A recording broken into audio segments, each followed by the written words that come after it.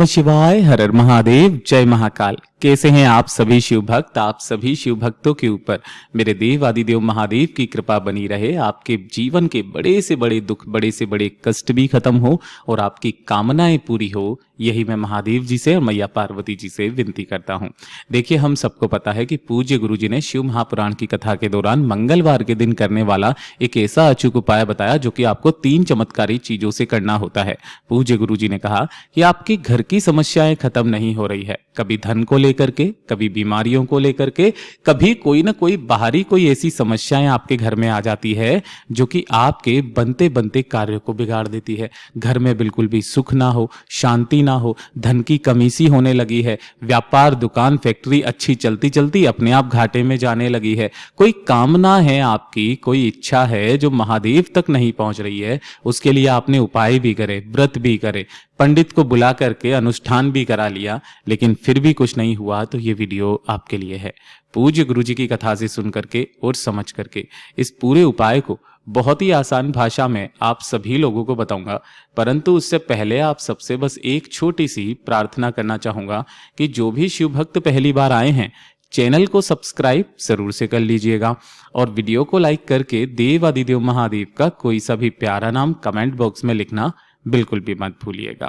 पूज्य गुरु जी ने कहा इस वाले उपाय को करने के लिए आपको सबसे पहले लेना है 1 लोटा शुद्ध जल अपने घर का तांबे के कलश में, और इसी के साथ में 3 चमत्कारी चीजें आपको लेनी है। सबसे पहले आपको गिन करके लेनी होंगी 7 लौंग। जो भी आप लौंग लोगे, ध्यान रखना ऐसी लौंग आपको लेना है जिसके ऊपर का इस तरीके से फूल भी होना चाहिए, यानी कि खंडित ना हो। 7 लौंग के साथ में आपको लेनी होंगे 1 चुटकी काले तिल। कितने?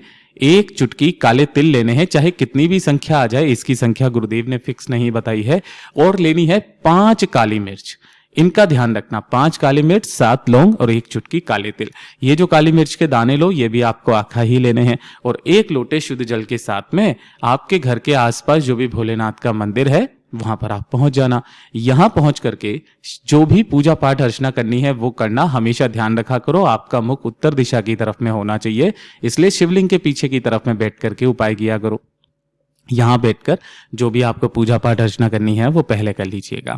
जब आप इस उपाय को करेंगे तो इस वाले उपाय में सबसे पहले 1 लोटा शुद्ध जल जो लेकर के आए हो ना, वो भोलेनाथ की शिवलिंग के ठीक शीर्ष पर आपको समर्पित कर देना है। श्री शिवाय नमस्तुभ्यम मंत्र का स्मरण करते हुए शिवलिंग पर समर्पित कर देने के पश्चात आपको शिवलिंग को अच्छे से धुल लेना है, साफ कर लेना है, जो भी चीजें चढ़ी हुई है उन्हें उतार देना है। उसके पश्चात आपने जो 3 चीजें ली है, क्या क्या? सबसे पहले आपने ली हुई है 7 लौंग। तो 7 लौंगों को आपको अपने दाहिने हाथ की हथेली पर कुछ इस तरीके से रखना है। 1 चुटकी काले तिल आपको रख लेने हैं और साथ ही साथ जो 5 काली मिर्च आपने ली है उनको भी आपको अपने दाहिने हाथ की हथेली पे रख लेना है। इसकी मुट्ठी आपको बांध करके और इसकी मुट्ठी को बांध करके अपने सिर के ऊपर से घड़ी की सुई की दिशा में 21 बार इसका उतारा कर लेना, यानी कि घुमा लेना। घुमाने के पश्चात जो 7 लौंग आपने ली है, इन 7 लौंग को भोलेनाथ की शिवलिंग के ठीक शीर्ष पर आपको समर्पित करनी है। ध्यान रखना, यहां पर अपनी कामना कह करके 7 लौंग को भोलेनाथ की शिवलिंग के ठीक यहां पर समर्पित करनी है। उसके पश्चात जो 1 चुटकी काले तिल लिए हैं, उन 1 चुटकी काले तिलों को आपको जलाधारी से जल जहां पर नीचे गिरता है ना, इस स्थान पर आपको काले तिल, जो कि आपके पितरों का स्थान होता है, यहां पर आपको काले तिल समर्पित कर देने हैं। लेकिन जो 5 काली मिर्च है ना, उन 5 काली मिर्च को अपने दाहिने हाथ की हथेली में ही रखना है। बाबा से विनती कामना करके ढोक दे करके घर के तरफ चले आ जाना है। जब आप घर के तरफ आओगे ना, तो जो शिवालय की चौखट होगी, है ना, शिवालय की चौखट होगी, उस शिवालय की चौखट पर अपनी कामना कह करके वो 5 काली मिर्च को शिवालय की चौखट पर रखना और उसी के पास में मात्र 1 घी का दीपक जला करके जो व्यक्ति आज के दिन आ जाता है, उसकी चाहे जो कामना क्यों ना हो, पूरी जरूर होती है। पूज्य गुरु जी के ये सभी उपाय बहुत ही ज्यादा खास और अद्भुत है, जरूर से कीजिएगा। वीडियो पसंद आए तो लाइक करना, चैनल को सब्सक्राइब जरूर से कीजिएगा।